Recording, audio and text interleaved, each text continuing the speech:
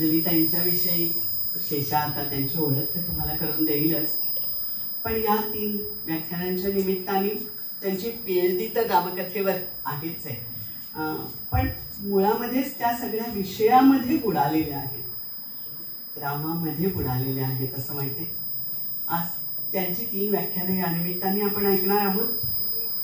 आम्ही ही सबंध व्याख्यान मालिका यासाठीच योजलेली आहे की वाल्मिकी रामायण हे एक रामायण आपल्याला माहीत आहे. खरं तर हेच मी पुन्हा पुन्हा सांगते आणि श्रोते कदाचित पुन्हा एकदा ऐकतायत या निमित्ताने, पण तरी मला परत आठवण करून द्यावीशी वाटते की हे एकच रामायण नाही, आपल्याकडे रामायणाची परंपरा आहे आणि ती जशी संस्कृतमध्ये आहे तशी संस्कृतच्या खेरीज असलेली अशीही आहे, प्रादेशिक रामायणांची आहे. आणि आपल्या असं पण लक्षात येईल की एक साहित्यकृती असते, ती साहित्यकृती आहे हे पण विसरायला लावणारं असं काहीतरी तिच्यामध्ये असतं. की तो इतिहास आहे का, ती दिव्यकथा आहे का, ते केवळ एखाद्या वाल्मिकीसारख्या प्रतिभावंताचं स्फुरण आहे का, या सगळ्या धूसर सीमारेषा ठेवून आपल्याला पुन्हा पुन्हा त्या कलाकृतीला मिळावंसं वाटतं आणि तिचा विचार करावासा वाटतो. त्याच्या पलीकडे जात रामायणामधली पात्र जे राम असतील, सीता असेल, हनुमान असेल, ही सगळी तुमच्या आमच्या आयुष्याचा एक भाग होत गेलेली आहे. ते भावनिक आयुष्य आहे, धार्मिक आयुष्य आहे आणि धर्म ही मी त्याही पलीकडे म्हणजे नेहमीच्या रूढ अर्थाने संकल्पना वापरत नाही, त्या पलीकडे जाऊन म्हणते की तुमचा माझा अंतर्राम वेगळा आहे असं आपण ज्या वेळेला म्हणतो, किंवा याच्यात कशात राम नाही असं म्हणतो, त्यावेळेला जो जीवनार्थ आपल्या मनामध्ये असतो, त्या शब्दाचा अर्थ म्हणजे केवळ जीवनार्थ अशाच अर्थाने असतो, आपला एक परमार्थ अशा अर्थाने असतो, त्याच अर्थाने राम हा आपल्याला पुन्हा पुन्हा काळाच्या पलीकडे जाऊन भेटत असतो. तसा या निमित्ताने आपल्याला भेटावा आणि निर्दिराळ्या प्रतिभावंतांनी त्याच्याकडे कसं पाहिलं आहे याचंही दर्शन या निमित्ताने व्हावं. काळ आणि माणूस या दोन्हीचंही वेगळेपण जे आहे ते त्या त्या रामायणामधून उमटून आलेलं आहे. म्हणजे लिहिणारा रचणारा कोणीतरी आहे, त्याचं आयुष्याविषयीचं, त्याचं रामकथेविषयीचं काय आहे परसेप्शन, काय आहे त्याची दृष्टी त्याकडे पाहण्याची, हे एक आहे. आणि दुसरा काळही घडवत असतो ना प्रतिभावंताला, त्यामुळे त्याच्या काळामध्ये कोणत्या धारणा घेऊन तो रामकथेकडे पाहतोय हेही आपल्याला लक्षात येतं. तेव्हा या निमित्ताने त्यांनी निवडलेल्या ज्या 3ही रामायण कथा आहेत त्या आपल्यासमोर या 3 दिवसांमध्ये येतील. आता या 3 दिवसांमध्ये त्यांच्या आणि तुमच्यामध्ये कोणीही येणार नाही, त्या येतील आणि बोलतील. हा आनंद आपण सगळेजण घेणार आहोत. त्यासाठी पुन्हा एकदा अंजलीताई धन्यवाद देते आणि तुम्हालाही.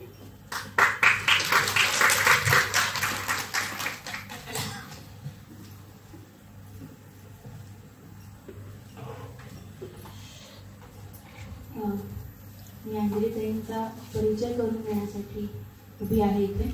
अंजलीताईंनी त्यांचं पदव्युत्तर शिक्षण संस्कृत हा विषय घेऊन पूर्ण केला आहे.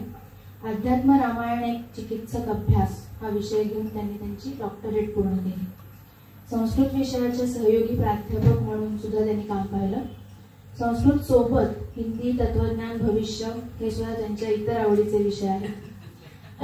शंकराचार्य, स्वातंत्र्यवीर सावरकर, महादेवी वर्मा यांचं चरित्र आणि कार्य हे सुद्धा त्यांच्या अभ्यासाचे विषय राहिलेले आहेत. देवभाषेचं लेणं मराठीचं लेणं या प्रसाद प्रकाशनांच्या मालिकेअंतर्गत त्यांनी 9 विविध पुस्तकांवर काम केलंय. संस्कृत साहित्य, संत साहित्य इत्यादी विषयांवर विविध लेख सुद्धा त्यांनी लिहिलेले आहेत. शिवाय संस्कृत भाषेत स्वतंत्र ललित लेखन 2005 पासून त्या करत आहेत. राज्य साहित्य पुरस्कार, गुणवंत शिक्षक पुरस्कार असे मानाचे 8 पुरस्कार त्यांना प्राप्त आहेत. All India radio Sangli, Pune आणि सातारा यांच्या माध्यमातून संस्कृत नाटक, सुभाषित, संस्कृत काव्य, प्राचीन भारतीय शास्त्र, स्वातंत्र्यवीर सावरकरांचं लेखन इत्यादी विषयांवरती त्यांच्या मालिका आणि व्याख्यानं त्यांनी सादर केली आहेत. भगवद्गीतेतला कर्मयोग किंवा रामकथेची बहुविधता अशा विषयांवर त्यांनी आतापर्यंत व्याख्यानही दिलेली आहेत. राज्यस्तरीय आणि राष्ट्रीय स्तरावर आतापर्यंत त्यांनी 40 संशोधकीय प्रबंध सादर केले आहेत. त्यांनी राज्यस्तरीय संस्कृत नाट्य स्पर्धेचं सुद्धा परीक्षण केलंय. शारदांजली नावाच्या ब्लॉगचं लेखन केलंय. अनेक अनुवादही केले. आजचे हे त्यांचे पहिले व्याख्यान आहे आनंद रामायण या विषयावर. मी अंजलीताईंना विनंती करते की त्यांनी आजच्या व्याख्यानाला सुरुवात करा. अरुणाताईंचा फोन आला तेव्हा मला खूप आनंद झाला, कारण राची ढेर यांची म्हणजे अण्णांची एक मुलाखत मी पूर्वी वृत्तांत त्या मुलाखतीचा सांगलवाडीला दत्त मंदिरात घेतली गेलेली जी मुलाखत होती, अतिशय तेव्हा मी अशी थोडीशी पत्रकारितेच्या दृष्टीने थोडीशी उमेदवारी करत होते. पुढे झाले नाही पत्रकार, पण त्यावेळी तशी उमेदवारी करत होते. तर वृत्तांत लेखन त्या मुलाखतीचं मी केलं होतं. तेव्हापासून त्यांची बरीचशी पुस्तकं वाचनात कसं संशोधन करावं हे आम्ही ज्यांच्याकडून शिकलो त्यातले एक अण्णा होते. त्यामुळे त्यांच्या या केंद्रासाठी जेव्हा मला बोलायला बोलवलं अरुणाताईंनी, तेही माझ्या आवडत्या रामकथेवर, तेव्हा मी लगेच हो म्हटलं. आणि आज अनुराधाताईंनी ज्या तऱ्हेने रामाचं आवाहन केलंय, इथे साक्षात आता मला असं वाटतंय की श्रीराम, प्रभू श्रीराम इथे उपस्थित आहेत. अनुराधाताईंचं पण स्वर ऐकल्यावर मी मंत्रालयाच्या चैत्रवनात गेले, कारण तेव्हापासून आम्ही त्यांचा स्वर ऐकतोय, तसेच आम्ही मोठे झालो. त्यामुळे खूप छान वाटतंय तुमच्या सगळ्यांच्या समोर येताना.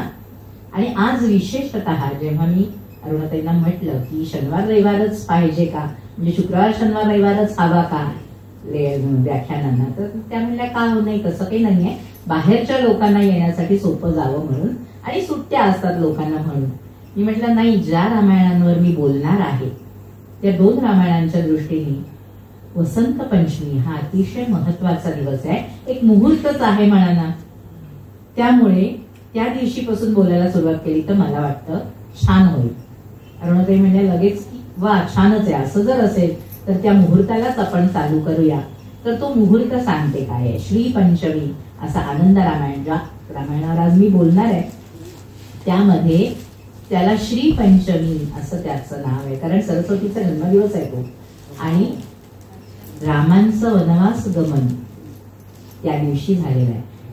वाल्मिकी रामायणात हा उल्लेख मिळत नाही, पण आनंद रामायणात असं लिहिलंय की माघ शुक्ल पंचमी, शुद्ध पंचमी, वसंत पंचमीला राम वनात गेले आणि परत आले तेही त्याच दिवशी आले. त्यामुळे माघ शुद्ध पंचमी किंवा वसंत पंचमी हा माझ्या दृष्टीने महत्वाचा दिवस होता. आणि आणखी एक महत्वाची गोष्ट की आज असतो वसंत पंचमीचा दिवस. जसा सरस्वतीचा जन्मदिवस आहे तसा आपल्याकडे प्रेमात पडणाऱ्या व्यक्तींसाठी अतिशय महत्वाचा दिवस असतो. आणि आज रामाच्या आनंदाची गोष्ट आपण ऐकणार आहोत. त्यामुळे त्यातही जे प्रेमाचे प्रसंग आहेत रामाच्या दृष्टीने त्याचं वर्णन खूप छान केलंय. म्हणूनही आज सुरू करावं. म्हणजे खरं तर व्हॅलेंटाईन डे म्हणून बाहेर हा दिवस साजरा होतोय, पण आज आपला भारतीयांचा व्हॅलेंटाईन डे हा वसंत पंचमीचा दिवस असतो. आणि म्हणून मी असं सगळं एक जमून यावं म्हणून आज करूया असं म्हटलं आणि अरुणाताईंनी त्याला मान्यता दिली. त्यामुळे मला खूप छान वाटतंय स्वतःला. अनुराधाताईंच्या गाण्यानंतर मी गाणं म्हणावं असं नाही, पण रामकथेचं महत्व, त्यांनी रामाला आवाहन केलंय. आता रामकथेचं महत्व जे वीणाबाईंनी त्यांच्या अभंगातून गायलंय तेवढंच फक्त सांगणार की आपण रामकथेची व्याख्यानमाला करतोय तर त्याचं महत्व किती आहे हो, या संतांना किती महत्व आहे रामकथेचं. आणि त्यावेळी रामायण महोत्सवात अरुणाताई आल्या नसल्यामुळे मी जे गायले ते अरुणाताईंनी ऐकलं नव्हतं. त्यामुळे एक संधी मी घेणार आहे, 3 दिवस एक एक पद ऐकवणार आहे रामकथेविषयी किंवा रामनामाविषयी.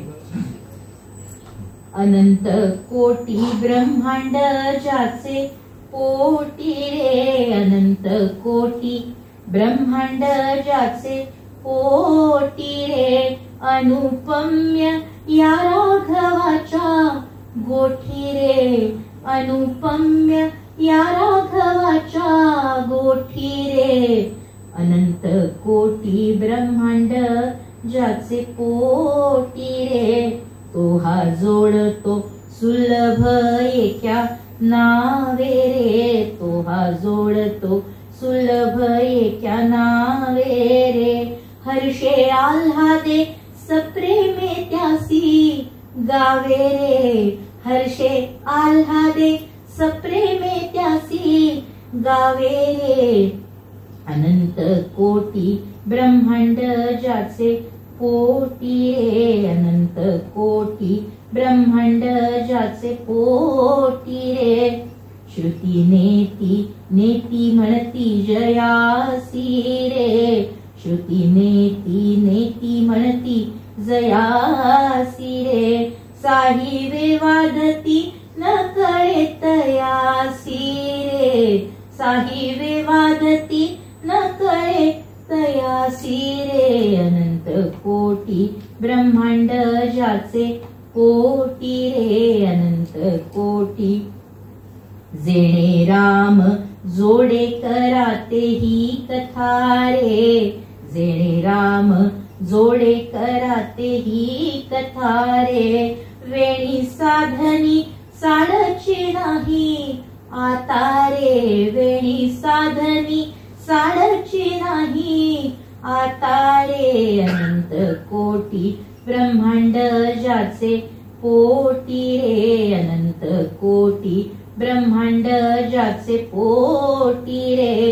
अनुपम्य या राघवाच्या गोठी रे, अनुपम्य या राघवाच्या गोठी रे. अनंत कोटी ब्रह्मांड ज्याचे पोटी रे, अनंत कोटी ब्रह्मांड ज्याचे पोटी रे.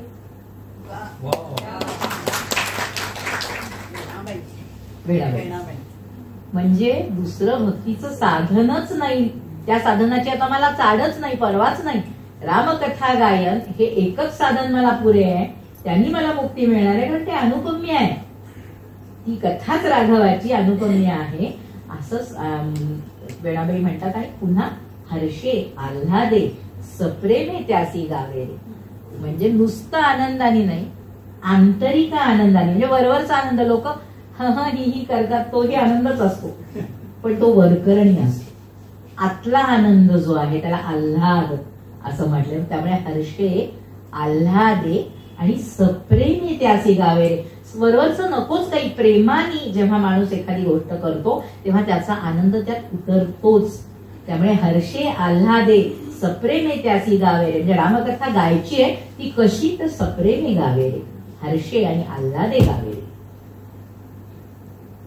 कथेला सुरुवात करण्यापूर्वी किंवा प्रत्यक्ष भाषणाला सुरुवात करण्यापूर्वी मी एक आनंद आणखी व्यक्त करते की ज्यांनी माझा थिसिस तपासला त्या डॉक्टर सरोजा भाटे आज इथे आपण म्हणून उपस्थित राहिल्या रामाच्या संस्कृत प्रेमाने. आणि मला छान वाटतंय की चला बाईंनी कधीतरी ते वाचलंय जे मी लिहिलंय, त्यामुळे मला खूप छान वाटलं. बाईंनी जेव्हा स्वतः फोन करून मला सांगितलं बाई ग आजच आहे ना तुझं, येतेय बरं मी. हा मोठेपणा जो असतो ना या लोकांकडे तो आता बघायला मिळाला, खूप दुर्मिळ झाला आता. त्यामुळे मला खूप छान वाटलंय. त्यामुळे बाईंना आधी इथून नमस्कार करते आणि तुम्हा सगळ्यांच्या साठी पुन्हा एकदा कृतज्ञता व्यक्त करते. मला अरुणाताईंनी सांगितलं किंवा वर्षाताईंनी सांगितलं की आपण अध्यक्ष ठेवत नाही आहोत, कारण अध्यक्ष ठेवले की थोडासा वेळ त्यामध्ये जातो आणि मग तुम्हाला वेळ कमी मिळतो. मला हसू आलं. आता अनुराधाताईंनी बोलवलंय रामरायाला आणि गीतेत कृष्णांनी सांगितलं मयाध्यक्षेण प्रकृती ही सूयते. तो अध्यक्ष असताना तो कोणी अध्यक्ष नाही असं होऊच नाही शकत. म्हणजे त्याचं प्रतिरूप म्हणून आपण इथे अध्यक्ष बोलवत असतो, ऍक्च्युली तो सगळ्याचा अध्यक्ष आहे. त्यामुळे मला खूप मस्त वाटलं की चला रामरायात साक्षात तिथे अध्यक्ष म्हणून असणार आहे आणि आता त्याच्या अध्यक्षतेखाली आपल्याला बोलायचंय, त्यामुळे जास्त सावधपणे बोललं पाहिजे.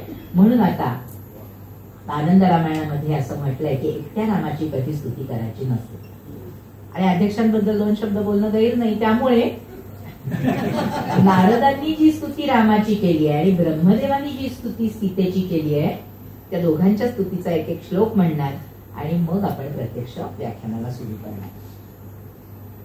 श्रीरामं मुनिविश्रामं जनसद्धामं हृदयारामं सीतारंजन सत्य सनातन राजा रामं घनश्यामं नारी संस्तुत कालिन्दीनत निद्रा प्रार्थित भूपालं रामं त्वां शिरसा सततं प्रणमामिच्छेदित सत्तालं. थोडी वेगळी चाल आहे म्हणून हे स्तोत्र म्हटलं, नाही तर आनंद रामायण स्तोत्र खूप आहे. आणि आज आपल्याला रामाच्या आनंदाची गोष्ट सांगायची, त्यामुळे स्तोत्र आणि उपदेशांवर फार बोलता येणार नाहीये, म्हणून मी ही एक संधी घेतली. आणि आता ब्रह्मदेवानी केलेली सीतेची स्तुती. जनक आत्मजे राघव प्रिये कनक भासुरे भक्त पालिके दशरथात्मज प्राणवल्लभे तव पदांबुजाली शिरोस्तुमे. त्यामुळे आता या दोघांचा कृपा आशीर्वाद आपल्या मागे आहे असं समजूया आणि मूळ कथेकडे वळूया. रामाच्या आनंदाची गोष्ट असं मी कथेचं शीर्षक म्हणजे व्याख्यानाचं शीर्षक दिलं. याचं कारण असं आहे हो की आनंद रामायण असं म्हटलं की प्रश्नच पडतो लोकांना की हे काय आहे. रामाच्या आनंदाची कथा आहे, पण असं जरी मी म्हटलं तरी त्यामध्ये इतक्या गोष्टी आहेत. जसं पुराणांमध्ये वेगवेगळ्या कथा असतात, वेगवेगळ्या कथा असतात, तशा खूप रूपक कथा म्हणा किंवा अशा वेगवेगळ्या छोट्या छोट्या नीती कथा म्हणा, असं खूप आहे रामायणात. या काय काय म्हणून सांगणार मी. त्यामुळे रामाच्या आनंदाची गोष्ट असं म्हटलं कारण हे थोडं वेगळं रामायण आहे. आपण रामाची जी गोष्ट ऐकतो त्यामध्ये रामाने किती सहन केलं. आदर्श पुत्र व्हायला, आदर्श पती व्हायला, आदर्श राजा व्हायला, सगळ्यात जास्त त्यांनी आदर्श राजा व्हायला सोसलं.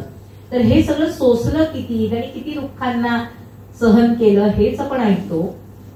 यापेक्षा वेगळं हे रामायण. वाल्मिकींच्याच कथानकावर आधारित असलं तरी यापेक्षा खूप वेगळं. वाल्मिकींच्या काळापेक्षा खूप अलीकडच्या काळातलं म्हणजे 15व्या-14व्या शतकातलं ज्या रामायणाचा मी अभ्यास केला ते अध्यात्म रामायण, त्याच काळातलं अद्भुत रामायण, त्याच काळातलं हेही रामायण, आनंद रामायण. शतकोटी रामायणामधलं एक रामायण असं याला म्हणतात. हे कुणी रचलं नाही सांगताय, त्याचा कर्ता शोधायला गेलं कळत नाही, पण हे रचलं. आणि त्याच्यामध्ये एक गोष्ट अशी आली की हे आनंद रामायणाचे 1 करोड श्लोक रचले गेले. ती तुम्हाला व्हॉट्सअप विद्यापीठात ती गोष्ट येते बघा, एवढे श्लोक रचले. त्या श्लोकांमध्ये 33,000 अशी विभागणी केली. पृथ्वी, पाताळ आणि स्वर्ग यांना दिले वगैरे वगैरे. आणि शेवटी 2 अक्षरं जी उरली ती शिवानी मागून घेतली, ती म्हणजे राम. असं अशी जी गोष्ट येते ती पण या रामायणात येते.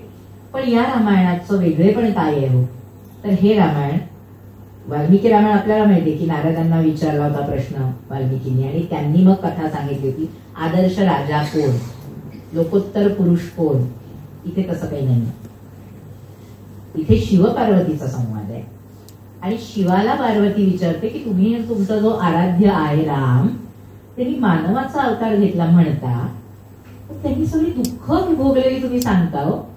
मानव म्हटलं की सुख दुःख दोन्ही आली, तर त्याच्या आनंदाचं काही घडलंच नाही का त्याच्या आयुष्यात. मला त्याच्या आनंदाची गोष्ट ऐकायची असं शिवाला पार्वती विचारते. मग शिव खुश होतात. शिव म्हणतात बरं झालं तू हा प्रश्न विचारलास, आता तशी गोष्ट सांग. असं म्हणून त्या रामायणाची सुरुवात आहे. पण त्याआधी एक खरं तर या रामायणात 7 कांड जशी वाल्मिकीची आहेत तशी नाही आहेत. तिथं 9 कांड आहेत. 9 कांड, 109 सर्ग आणि 12,000च्या वर श्लोक, असं हे सगळं या रामायणाचा विस्तार आहे. शिवपार्वती संवाद आणि शिवपार्वती नंतर एक विष्णुदास रामदास संवाद आहे. म्हणजे शिवच सांगतो पार्वतीला की आता विष्णुदास रामदास यांच्या संवादातून पुढे जायला ही कथा. मग ते विष्णुदास रामदास कोण यांची पार्श्वभूमी मग सांगितली की ते परत गुरु शिष्य आहेत. म्हणजे गुरु शिष्यांचा ग्रंथानामध्ये असं बोल गुरु शिष्यांचा संवाद, तसा इथे गुरु शिष्यांचा संवाद म्हणून पुढे गेलाय ते. पण आधी ती शिवपार्वतीच्या संवादाची गोष्ट आहे.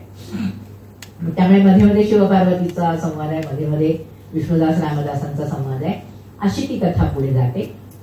9 कांड आहेत. त्याची नावं पण वाल्मिकींच्या पेक्षा वेगळी आहेत. नावं पण आपल्यासारखी नाही आहेत. म्हणजे वाल्मिकींच्या बालकांड वगैरे अशी नाही आहेत.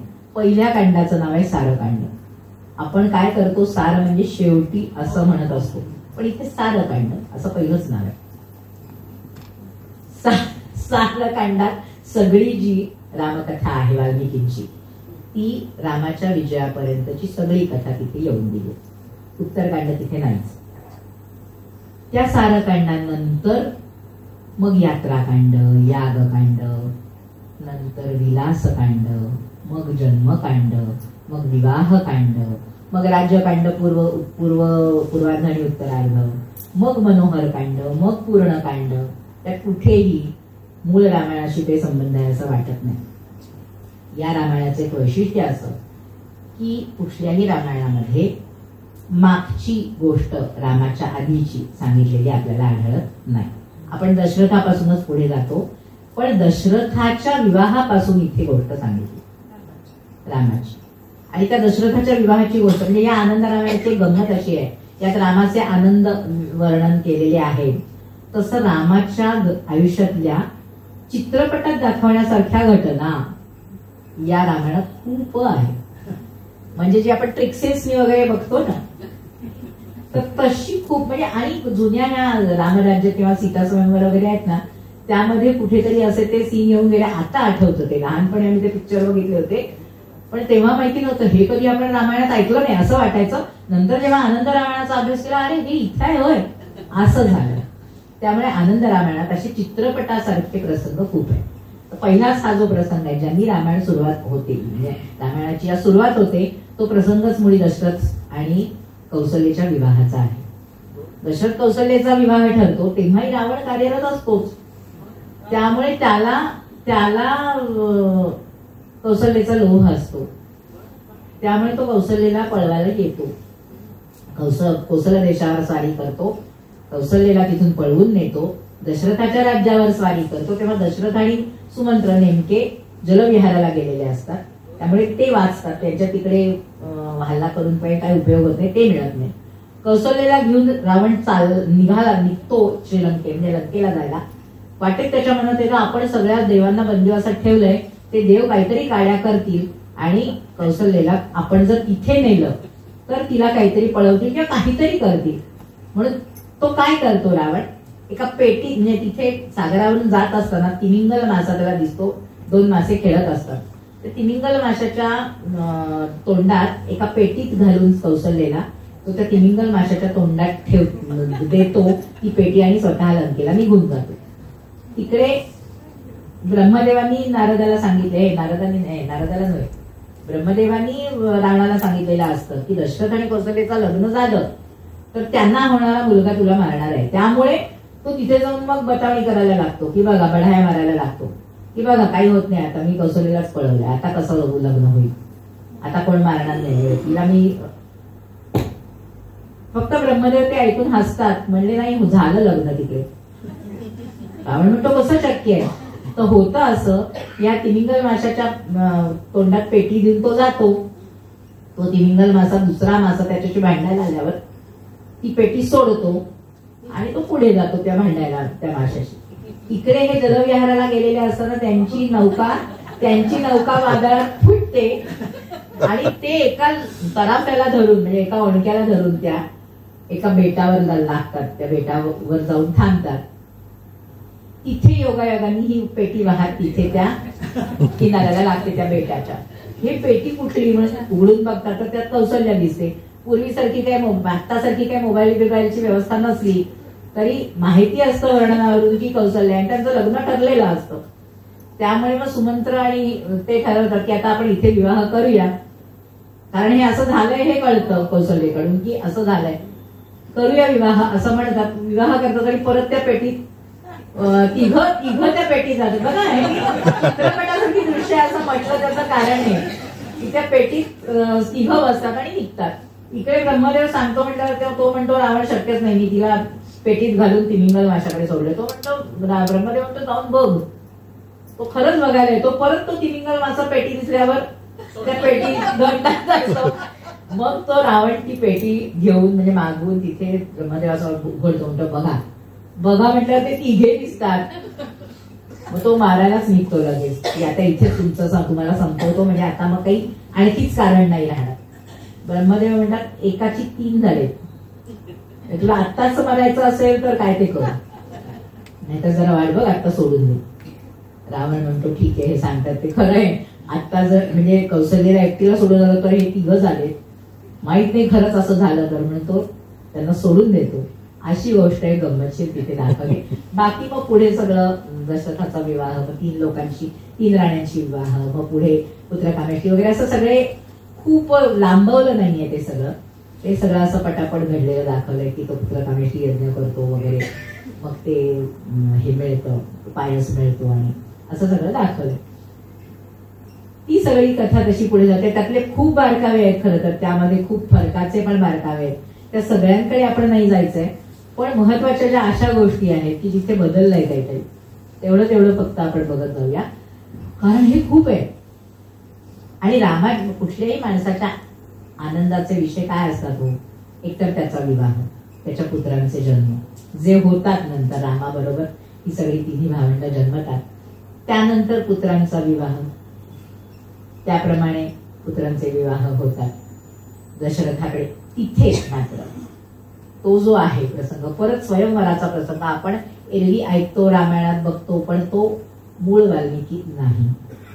मूळ वाल्मिकीत स्वयंवराचा प्रसंग नाही, जो आनंद रामायणात आहे आणि नंतर उद्याच्या तुलसी रामायणात तो आहे.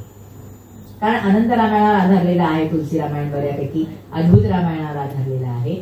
त्यामुळे सीतेच्या स्वयंवराचा जो प्रसंग आहे तो इथे आनंद रामायणात आहे.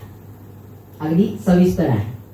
उद्याच्या तुलसी रामायणात आणखी सविस्तर आहे, पण हा सविस्तर प्रसंग स्वयंवराचा हा आनंद रामायणात आहे. अतिशय छान वर्णन, मग कसा रावणाची कशी फजिती वगैरे वगैरे ते सगळं दाखवलंय. पण तिथे अतिशय महत्वाची गोष्ट की रावणाच्या अंगावर धनुष्य घेऊन रावण पडतो.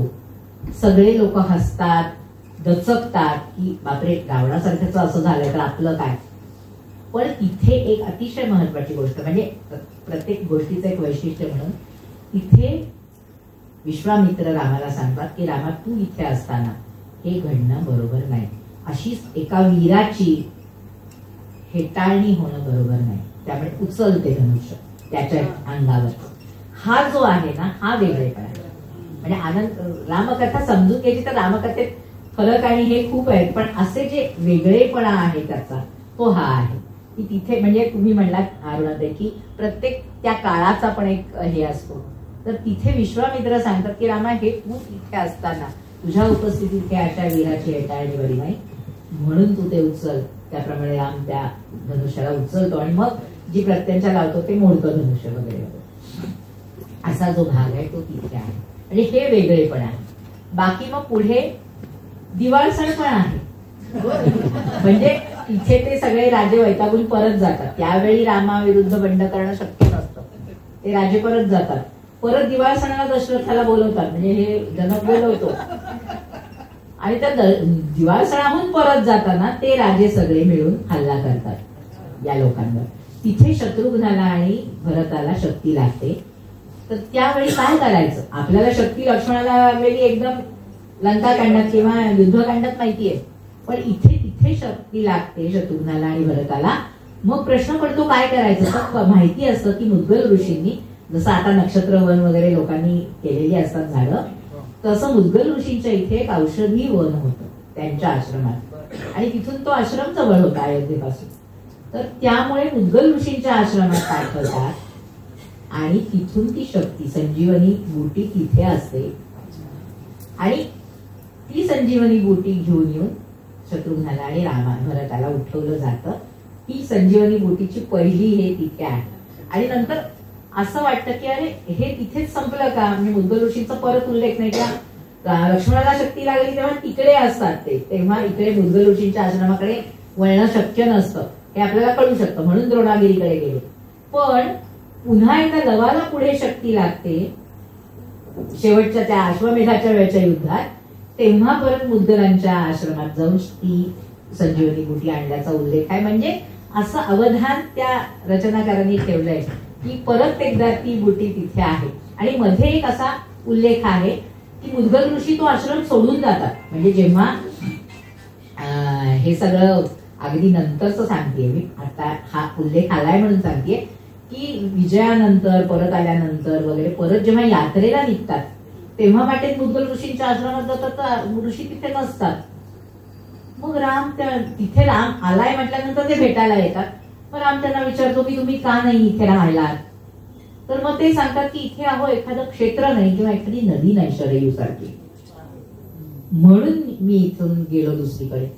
मग राम तिथे शरयूला आणतो, विदीर्ण करून लक्ष्मणाला सांगतो की तिथून शरयूचा प्रवाह वळव आणि इकडे आण, म्हणून दद्री नावानी ती नदी तिथे आणतो राम, असा पुढचा उल्लेख आहे. पण हा पुढे गेला उल्लेख. पण हे असं म्हणजे असे कुठे कुठे अवधान न सोडता अशी वर्णनं आपल्याला आढळतात. पुढे मग त्या स्वयंवर आहे, त्यानंतर हा सांगितला तसा दिवाळ सण वगैरे होतो. त्यानंतर मुद्गल ऋषींची जी भेट आहे तिथे मुद्गल ऋषी पुढचं सगळं म्हणजे रामाचा जन्म कसा, सीतेचा जन्म कसा, मग तिथे ती पद्माक्षाची कथा जी पद्मपुराणातली आहे की पद्माक्षाची मुलगी म्हणून तो मला लक्ष्मी मुलगी म्हणून लाभावी असं मागतो आणि म्हणून लक्ष्मी त्याच्याकडे जन्मते वगैरे. मग रावण तिच्या मागे लागतो. अशी जी सगळी कथा आहे सीतेच्या जन्माची ती सगळी मुद्गल सांगतात. मग राम कसा कश्यप आणि आदितीला दिलेल्या वरामुळे तिथे जन्मतो वगैरे वगैरे. दशरथ आणि हेच कसे ते आहे असं सगळं ते तिथे कथा सगळ्या खूप आहेत. तर त्या सगळ्या कथा होतात. आणि मग मुद्गल ऋषीच पुढे सांगतात की हे असं असं म्हणजे जन्मच रामाचा मुळी यासाठी आहे, रावणाचा नाश करण्यासाठी. त्यामुळे पुढे हे सगळं घडणार आहे. म्हणून पुढे काय घडणार आहे हे मुद्गल सांगतात. मग पुढे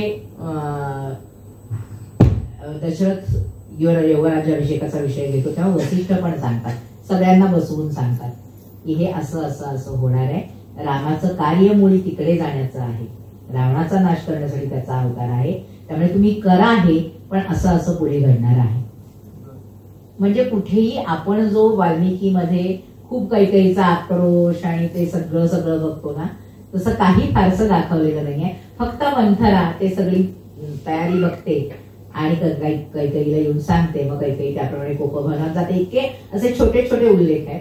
पण तिथे वसिष्ठ सगळं सांगतात दशरथाला की तुझा मृत्यू आहे, असं असं आहे, असं सगळं तिथे सांगून टाकलंय. त्यामुळे कुठेही म्हणजे आनंद खंडित होण्याचा विषय नाहीये, तिथे माहिती आहे सगळं सगळ्यांना. फक्त त्यामुळे आता नाटकात भूमिका करायच्या तशा सगळे ते सगळं करतात आणि त्यानुसार घडतं. राम सीतेला सांगतो की बाई असं असं होणार आहे, त्यामुळे तू आता इथे राहायचंय आणि मला जायचंय म्हणा. तर तिथे सीता सांगते की खूप गमतीशीर गोष्ट आहे. सीता म्हणते 3 गोष्टी आहेत, 3 कारण आहेत मी तुमच्याबरोबर येणार.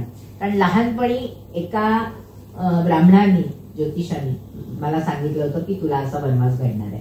दुसरी गोष्ट, स्वयंवरात तुम्ही जेव्हा धनुर्भंग करायला उभे राहिलात तेव्हा मला खात्री वाटत नव्हती, म्हणून मी देवांना नवस बोललीये की 14 वर्ष मुनिवृत्ती धारण करून मी रामाबरोबर वनात फिरेन, म्हणून मला यायचंय. आणि आतापर्यंतच्या रामायणामध्ये रामाला सोडून सीता राहिलेली नाही, हे तिसरं कारण सांगतो. या आधीची रामायण घडली आहे असं तिथे आपल्याला त्यामुळे कळतं. तर त्यामुळे राम म्हणजे ही सगळी गमतीच्या ज्या गोष्टी आहेत ना त्या अशा आहेत. त्यामुळे मग राम तिला घेऊन जायला तयार होतो, मग ते सगळे जातात वगैरे असं सगळं दाखवलंय. शूर्पणखा येते, आपल्याला माहिती की म्हणजे नेहमीची गोष्ट काय की शूर्पणखा रामावर मोहित होऊन वगैरे वगैरे येते. पण ऍक्च्युअली तिथे एक सांबाची कथा म्हणजे ब्रह्मदेवाकडून एक खड्ग मिळतं लक्ष्मणाला आणि त्यांनी तो तिथे पंचवटी म्हणजे हे बांधायचं पर्णकुटी म्हणून सपासप तिथली झाडं कापतो. तर ती झाडं कापत असताना तिथे जो झाडाला उलट टांगून जो सांब तपश्चर्या करत असतो तो कापला जातो आणि तो शूर्पणखेचा मुलगा असतो. त्यामुळे तिचं मातृहृदय कळवळतं आणि म्हणून ती त्या निशाणी तिथे येते आणि मग ती रामाला म्हणजे सीतेला मारायचा प्रयत्न करते वगैरे वगैरे. आणि मग खरं दूषण त्रिशिरांना आधी सांगते, मग ते काही होत नाही. मग ती रावणाकडे जाते, पण रावणाला मात्र हे सांगत नाही. रावणाला ती सांगते मी तुझ्यासाठी गेले होते. म्हणजे किती बारीक सारीक गोष्टी दाखवल्या की एकीकडे तिचं हृदय सुडाच्या भावनेने जळतंय, पण दुसरीकडे रावण जर बाहेर पडणार असेल तर तो फक्त माझा सूड घेण्यासाठी नाही येणार, त्याला त्याचं काहीतरी लालूच दाखवली तर येणार आहे. हे कळल्यामुळे ती त्याला तसं सांगते, त्यामुळे मग रावण येतो वगैरे असं दाखवलंय. हा सगळा जो कथाभाग आहे तो असा हे आहे. आपल्याला जी पुढे आता राहिली जाते कारण आपल्याला वेळ त्या मानाने कमी आहे, कथानक खूप मोठं आहे. त्यामुळे पुढे जाऊन आपल्याला जी लक्ष्मण रेषेची गोष्ट माहिती आहे ती लक्ष्मण रेषेची गोष्ट या रामायणात आहे. मूळ वाल्मिकीमध्ये लक्ष्मण रेषा नाही. तिथे लक्ष्मण तिथल्या वनदेवतांना सांगून जातो की तुम्ही या ह्याचं रक्षण करा. इथे मात्र तो रेषा आखून जातो. मला असं वाटतं अरुणते पुन्हा की त्या काळात जेव्हा निसर्गाच्या खूप जवळ होता माणूस वाल्मिकींच्या काळात, त्यामुळे तो निसर्गाला अवलंबून राहू शकत होता. तो निसर्गातल्या देवतांना आवाहन करून जाऊ शकत होता. पण इथे जेव्हा 15व्या-14व्या शतकात जो काळच वेगळा होता, तेव्हा तो काहीतरी एक कवच म्हणून तिथे ती रेषा आखून जातो, अशी गोष्ट आहे. म्हणजे हा फरक काळामुळे पडलाय. तिथे नाही तो वनदेवतांना सांगून जात, तिथे तो तिला सांगतो की याच्या बाहेर जाऊ नकोस, हे लक्षात ठेव. म्हणजे इथे सावध राहण्याची गरज वाढल्यामुळे ती लक्ष्मण रेषा आहे. पण आपल्यालाही माहित नसतं, आपण जनरलच रामायणामध्ये लक्ष्मण रेषा आहेच असं मानतो, पण तसं ते नाहीये. पुढे मग मी रेषेच्या आतली म्हणजे मर्यादेत असलेली दीक्षा घेत नाही असं रावण सांगतो, म्हणून ती पाऊल बाहेर काढते आणि तेवढ्या ह्याच्यात तो तिला उचलून नेतो वगैरे असं दाखवतो. तिकडे त्या वनात तिकडे गेल्यानंतर अशोक वनात ठेवतो सगळं झालं. तिथे ब्रह्मदेव तिला एक पायस देतो की तुला भूकच लागणार नाही, म्हणजे जितका काळ तुझा इथे जाईल. पण सीतेची गंमत अशी, तिथे खूप छान सांगितलंय की सीतेला सवय असते सगळ्यांना वाटून द्यायची, एकटी खात नाही तो पायस.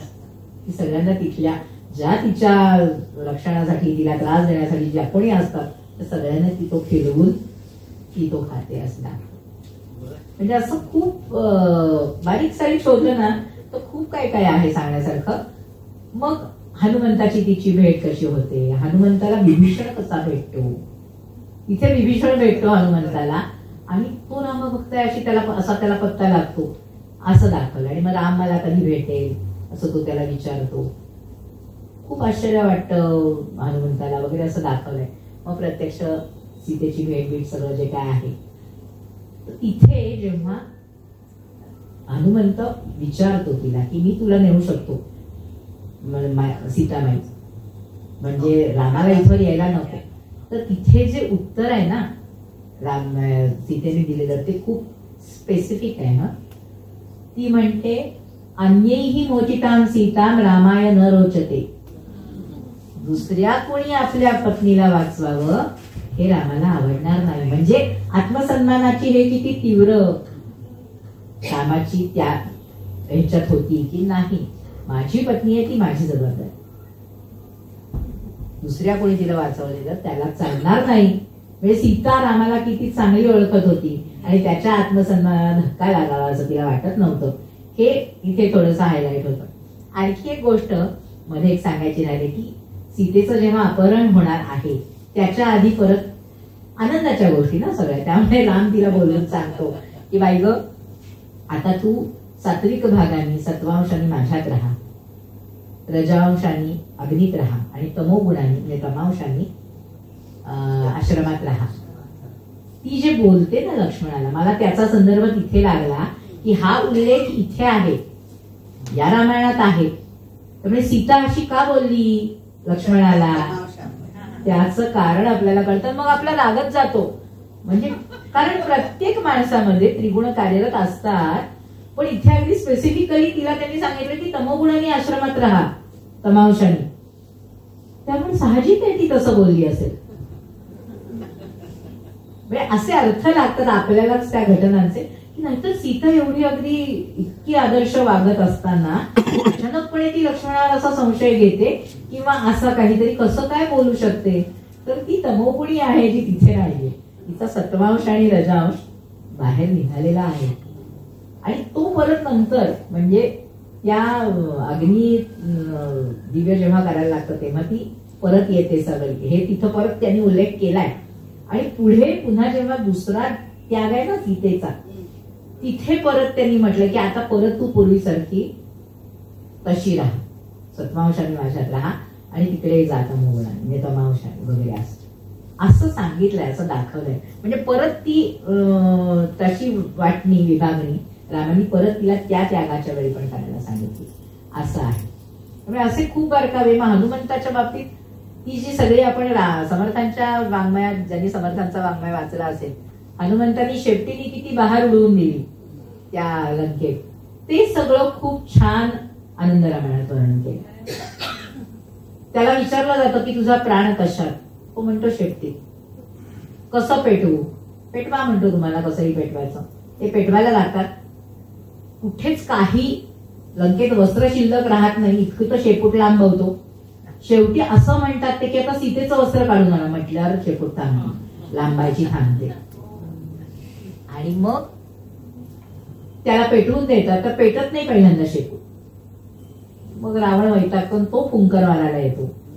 म्हणजे हनुमंत महाबळी रावणाची दाढी जाळी, कया माझा नमस्कार वारंवार निरंतर. हे तुकाराम महाराजांचं जे पद आहे, तर खरंच ते या रामायणाच्या या कथेवर आधारित आहे. हनुमंत तो फुंकर मारतो, सगळं पेटतो, एकदम धडाड अग्नी, आणि ते सगळं त्याचं दाढी मिशा जळतात, कोण सगळं जळतं. असं तेव्हा पण हनुमंत म्हणतो नको, हा आपला घास नाही, रामरायाचा आहे, तेव्हा थांबूया आपण. म्हणून मग तो इथे थांबून मग सीतेची आनंद घेऊन जातो.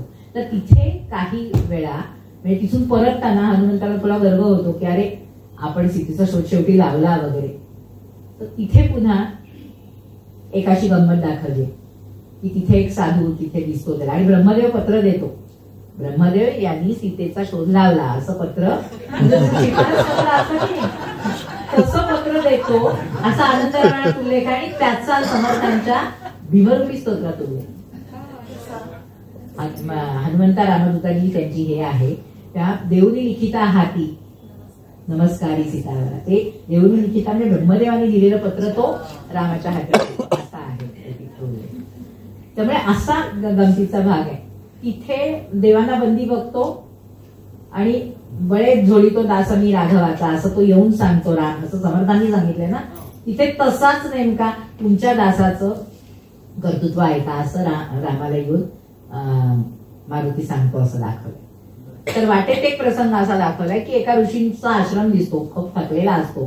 ते पत्र, ती अंगठी सीतेने दिलेली वगैरे तो तिथे घेतो आणि सीतेला दिलेली ती परत देते आणि चुडामणी पण देते आणि ते पत्र, असं सगळं मारुती तिथे त्या ऋषीकडे ठेवतो आणि म्हणतो मी अंगठी उरकून येतो. बरं म्हणतो तो ऋषी. परत येईपर्यंत एक माकड येतं आणि ती अंगठी त्या तिथे कमंडलू असतो त्या ऋषींचा, त्या कमंडलूत टाकून देतो. मारुती घाईघाईने येतो, म्हणतो इथली अंगठी काय झाली. तो म्हणतो बघ बाबा त्या वानरांनी टाकली त्या ह्याच्यात कमंडलू. तो बघतो तो खूप साऱ्या रामनामाच्या अंगठ्या असतात. मग तो ऋषीला विचारतो की असं कसं काय. तर तो म्हणतो अरे तूच नाही, या आधीचे किती सीतेच्या शोधाला हनुमान येऊन गेले, त्यामुळे म्हणलं आता बघू बाबा तुझी अंगठी कुठली.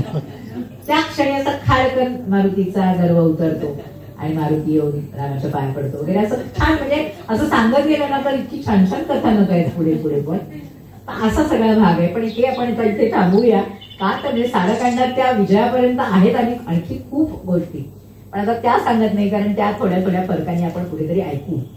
पुढचं जे आहे, पुढं राम परत येतात आणि सीता त्याला आठवण करते. काही वर्ष जातात आणि सीता त्याला आठवण करते, म्हणजे काही दिवस जातात, काही वर्ष नाही, काही दिवस जातात आणि सीता त्याला आठवण करते की मी गंगेला जाताना म्हटलं होतं की तुझ्या ठिकाणी येऊन मी ओटी भरीन आणि मग आम्ही सुखरूप परत आलो तर मग आता जायचंय गंगेवर. तो म्हणतो ठीक आहे गंगेवर जायचं, सगळ्यांनी जाऊया.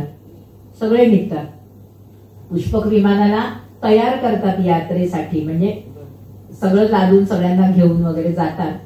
तर ती जी गोष्ट मी मुद्गल ऋषींची, मग ते भेटायला येतात. मग ते त्यांच्याकडून कळतं की इथे तीर्थ नाहीये, नदी नाहीये. मग लक्ष्मणाला नदी आणायला सांगतात. मग शरयू इकडे आणतात आणि त्याबरोबर गंगा, तिथे शरयू गंगेचा संगम असतो म्हणून तिला पण यायला लागतं. त्यामुळे इकडे शरयू गंगेचा संगम होतो. पण मग राम सांगतो की मूळ गंगेला तू म्हणली असं तिकडे जाऊन तू ओटी भरून ये, मग इकडे आपण परत इथे पण ओटी भरू, असं म्हणून मग तिकडे ओटी भरून परत मागे येतात. तर मग तिथे रामानी या यात्रेला निघालोच आहे आपण, तर सगळ्यांना अन्नछत्र काढलेलं असतं. तर तिथे कुंभोदर मुनी येतात. कुंभोदर म्हणजे खरं तर अगस्तींचं नाव आहे कुंभोदर, पण तिथे कुंभोदर असंच म्हटलंय. तर कुंभोदर मुनी येतात आणि त्यांना सगळे रामाचे सेवक सांगतात की बाबा इथे असं अन्नछत्र आहे, तुम्ही कोणी कुठे बाहेर जेवू नका असं सांगितलंय आम्हाला, यांची आज्ञा आहे, विनंती आहे तुमच्यासारख्या साधूजनांना, तुम्ही इथे जेवावं. म्हणजे छेछे, तो राम रावणाला मारून आला की काय स्वतःला मोठा समजायला लागला, काही यज्ञ नाही, यात्रा नाही, काही करत नाही, असं कधी असतं का. अशा ठिकाणी मी जेवत नसतो. रामापर्यंत येतो सगळं त्यांचा अवतार बघून. राम म्हणतो एवढंच ना, त्यांनी सांगितलंय ना, मी करावं असं त्यांची इच्छा आहे ना, करू की आपण यात्रा, काय हरकत आहे, नाहीतरी निघालोच आहोत बाहेर. म्हणून राम मग पुढची तयारी करायला लागतो. मग पुष्पक विमानाला वाढवतो. पुष्पक विमानाची खासियत अशी की ते इच्छेनुसार वाढू शकत असतं. त्यामुळे त्याची 10 योजना लांबी वाढते, 2 योजना उंची वाढते, असं सगळं वाढून ते असं म्हणजे मी मगाशी जे म्हटलं की चित्रपटात दाखवण्यासारखी दृश्य आहे तसं हे आहे. सगळं पुष्पक तयार होतं. सगळीकडे अशा सगळ्या म्हणजे मुतपाकखाने आणि सगळ्या वेगवेगळ्या रंगशाला, अंक सगळं तयार होतं आणि यात्रा सुरू होते. आधी पूर्वेकडची यात्रा, मग पश्चिमेकडची यात्रा, मग उत्तरेकडची यात्रा आणि मग दक्षिणेकडची यात्रा, अशा सगळ्या यात्रा होतात. त्या यात्रांची अतिशय सुरेख म्हणजे पुराणात पूर्वी भूगोल वर्णनं असायची ना, इथे तशी वर्णनं आहेत. त्या ठिकाणांची तशी वर्णनं आहेत. तिथले इतिहास आहेत, ज्या गोष्टी आहेत छोट्या छोट्या, की इथे काय झालं, तिथे काय झालं. मग प्रत्यक्ष शिव कसे प्रयागला गेल्यावर भेटीला येतात, काशीला गेल्यावर कसे शिवांची भेट होते, मग तिथे कशा उंची नजराणे रामाला ते देतात, असं गंमतशीर आहे. आणि या सगळ्या ह्याच्यात एक गमतीचा भाग, एक कौस्तुभ म्हणण्यासारखा एक मणी, चिंतामणी रामाला मिळतो आणि एक कामधेनू मिळते. लगेच सीता सांगते की कामधेनू माझी, आता चिंतामणी राहू दे तुम्हाला. म्हणजे का ते रामायण जवळचं वाटतं, तर त्या अगदीच नवरा बायकोंमधले जसे संवाद व्हावे तसंच सीता म्हणते हे मला हवंय, ते तुम्ही ठेवून घ्या. मला इतकी मजा वाटली पहिल्यांदा जेव्हा मी ते वाचलं की अरे काय मजा आहे. म्हणजे खरंच रामाच्या आनंदाच्या गोष्टी त्यांनी सांगितल्या की अशा यात्रेमध्ये खूप मग गमती कोणी मोठी माणसं भेटतात, काय होतं. मग तिथे क्षेत्र निर्माण करतात राम सगळ्यांसाठी. सगळे फिरत जातात, परत येताना जेव्हा परत येतात तेव्हा कुंभधर्मनी परत येतात. आता काय ह्यांचं असं वाटतं. तर तो म्हणतो राम नको, आपण यज्ञ करू. त्याने म्हटलं यज्ञ करू ना, म्हणून मग अश्वमेध यज्ञ करायला लागतात. मग त्या सगळ्या गोष्टी केल्या जातात अश्वमेध यज्ञाच्या. 100 अश्वमेध राम करतो त्या काळात असं वर्णन केलं. आणि मग ते यज्ञ होतात. सगळ्या वेगवेगळ्या लोकांना बोलवलं जातं, वेगवेगळ्या ठिकाणच्या लोकांना बोलवलं जातं. आणि यात्रेच्या काळात गंमत एक सांगायची राहिली की तो तृप्तीपत्तन म्हणजे तिरुपतीला गेलेला आहे, इथे मल्हारीला आलेला आहे, पांडुरंगाला आलेला आहे राम, असं सगळे उल्लेख आहे. म्हणजे कदाचित तो आनंद रामायणकार जो आहे तो आपल्या इकडचा आहे का, दक्षिणात्य किंवा महाराष्ट्रीयन, कारण हे सगळे इकडे सगळे तीर्थक्षेत्रांचे त्यांनी उल्लेख केला यात्रांना. आणि त्या यात्रा त्यांनी केल्या वगैरे असं दाखवलं. त्यामध्ये जी प्रणवनी मागच्या वेळी जी गोष्ट सांगितली ती गळेला वाळूचे पिंड ती देवीसाठी करते सीता आणि ते दशरथाचा हात घेऊन जातो वगैरे, ती कथा तिथे परत आलेली आहे. आणि मग तिथे खूप वेगवेगळ्या गोष्टी आहेत. त्यामध्ये ते रामाला खरं वाटत नाही म्हणून राम म्हणतो हे खरं कसं, तुझ्याकडून घेतले पिंड, असं कसं, वेळ नाही अजून व्हायची आहे त्यांची पिंडदानाची आहे, आणि मी असताना त्यांनी तुझ्याकडून कसे घेतले. मग ती सगळ्यांची साक्ष काढते वेगवेगळ्या लोकांची. मग त्यात ब्राह्मण आहे, गाय आहे, आम्रवृक्ष आहे वगैरे वगैरे. म्हणजे मी जे म्हटलं की आनंदाच्या गोष्टी सांगताना या इतक्या बारीक सारीक वेगवेगळ्या गोष्टी आल्या की ते सोडून सांगावं लागतं, कारण नाहीतर मग खूप वाढत जात असतं. मग ते यज्ञ वगैरे होतात, असे सगळे यज्ञ करतात. त्या यज्ञानंतर कुंभोधर्मनी येऊन मग मात्र त्याला सांगतात की रामा, तो त्यांनी जे शब्द उच्चारलेले असतात की रावण घाती वगैरे वगैरे, दशग्रंथी ब्राह्मणाला मारून तू काय पुण्य केलंस वगैरे, मी काय अशा लोकांत जेवत नसतो अशा माणसाच्या ह्याच्यात वगैरे. मग तो मी रावण घाती आहे तर मी तुमची क्षमा मागतो वगैरे असं म्हणतो राम. म्हटलं ते म्हणतात की रामा मला लाजवू नको, मी जे केलं ते लोकांना कळावं की यात्रा करणं, यज्ञ करणं हे कर्तव्य आहे. धर्माच्या दृष्टीने, धर्माच्या चौकटीत काय तुम्ही करायचं समाजाच्या दृष्टीने, तर यात्रा करणं गरजेचं आहे. कारण तुम्ही कुठे गेलाच नाही तर तुम्हाला काही गोष्टी माहिती होत नाही. तुमच्याच धर्मकर्मांना तुम्ही मुक्ता अनेकदा हे कळावं, यज्ञ करणं कसं महत्वाचं आहे हे कळावं म्हणून. आणि ते तू केलेस, तुलाही बाइंडिंग झालंय माझ्यामुळे असं म्हटलं की मग सामान्य लोक म्हणतील की नाही आम्हाला हे केलं पाहिजे, म्हणून मी हे तुझ्यासाठी केलं, त्या मला माफ कर, मला क्षमा कर असं म्हणून कुंभोधर मुनी तोही म्हणतो नाही मला हे माहिती आहे की तुम्ही काही यांनी केलं नाही, म्हणजे आकाशाने केलं नाही हे मलाही माहिती आहे वगैरे असं सगळं राम हे करतो. त्यानंतर मग प्रत्यक्ष विलासकांडात खूप राम सीतेचे जलविहार आणि कुठल्या बागेतले विहार, तिथे गंमत अशी की तिथे पक्ष्यांनी केलेली एक स्तुती पण आहे. म्हणजे पक्षी रामावर सीतेचं वर्णन करतात, स्तुती करतात अशी गंमत दाखवते. म्हणजे किती काय काय दाखवता येतं आनंदाचे प्रसंग म्हणून. कुणाला छान वाटणार नाही सांगा? पोपट बोलला तरी आपल्याला छान वाटतं, तर पक्षी आपल्यासाठी काहीतरी गातायत आणि आपण विहाराच्या मूडमध्ये असलो तर छान वाटणार नाही का? म्हणजे रामाच्या आनंदाचे खरेच प्रसंग असे खूप त्यांनी वर्णन केले. तिथे मात्र म्हणजे ह्या सगळ्या विलासकांडात एक महत्वाचा प्रसंग तिथे घातलाय की ह्या सगळ्यांचा विलास राम सीतेचा चालू असतो, वेगवेगळ्या ठिकाणचा, वेगवेगळ्या उपवनातला, आणखी कुठला. पण तिथे एकदा एका 2 मुलांना घेऊन, तान्ह्या मुलांना घेऊन, अंगावर चिरगुट असलेली एक स्त्री तिला दिसते सीतेला. आणि ती मग तिला विचारते की काय, तिला बोलवून विचारते की काय झालंय. तर ती म्हणते प्रवासाला गेलेला माझा पती आलाच नाही, मग मी कुठे जाणार आश्रयाला, कारण माझ्या माहेरची पण परिस्थिती काही बरी नाहीये. मग सीतेला खूप वाईट वाटतं की आपण एवढे सगळे विलास उपभोगतोय आणि असं आपल्या राज्यात जर स्त्रीला वागावं लागत असेल तर मग ती पहिली आज्ञा देते बोलवून भरताला, लक्ष्मणाला की अशी कधीही तक्रार आली नाही पाहिजे माझ्याकडे. आता आपल्या राज्यामध्ये कधीच असं झालं नाही पाहिजे की एखादी स्त्री अशी उपाशी आहे, अशी मुलं उपाशी आहेत. त्यामुळे आता इथून पुढे माझ्या किंवा रामाच्या आज्ञेसाठी सुद्धा नाही थांबायचं. जर असं काही कळलं तर हे करायचं. या ह्याच्यात यज्ञाच्या वेळी काय होतं, तो अश्वमेधाचा घोडा फिरवून आणायला जातात त्यावेळी जी मंडळी गेलेली असतात, त्यानंतर यज्ञासाठीच्या ज्या तयाऱ्या होतात तिथे सगळीकडे खूप तंबू आणि काय काय असं सगळं उभं होतं आणि इतकी गर्दी होते अयोध्येत की त्यांना त्यांच्या घरात माणसंच मिळत नाही. पण ती माणसं प्रत्येक ठिकाणी कुठे कुठेतरी कामाला असतात, त्यामुळे एकमेक माणसं घरातली भेटत नाहीत कितीतरी दिवस. ते परत आलेल्या अश्वमेधाच्या घोड्यावर गेलेल्या लोकांना हे जेव्हा रामाला कळतं तेव्हा हरवलेली माणसं भेटावीत, हरवलेल्या वस्तू लोकांच्या मिळाव्यात, म्हणून राम आज्ञा करतो की एक असं दालन बांधा की तिथे सूचना करायच्या की इथे येऊन भेटा, कुणाला भेटायचंय, कोण हरवलं असेल, कोण मिळत नसेल. म्हणजे ही खूप वेगळ्या गोष्टी म्हणून मी तुम्हाला सांगतेय की अशा गोष्टी इतका बारकाईने विचार करणारा असा तो रचनाकार असणार. म्हणजे जो रचनाकार आहे त्याची पण ही हे आहे की अशा व्यवस्था कराव्या लागणार आहेत किंवा कराव्या लागतात. आजही अयोध्येत असं केलं गेलं असणार आहे.